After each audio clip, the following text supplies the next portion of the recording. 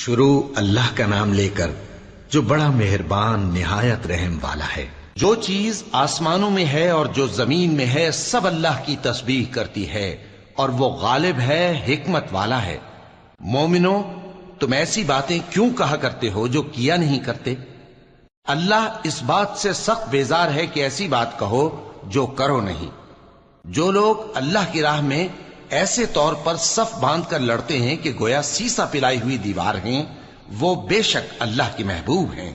اور وہ وقت یاد کرنے کے لائق ہے جب موسیٰ نے اپنی قوم سے کہا تھا کہ بھائیو، تم مجھے کیوں ایذا دیتے ہو حالانکہ تم جانتے ہو کہ میں تمہارے پاس اللہ کا بھیجا ہوا آیا ہوں۔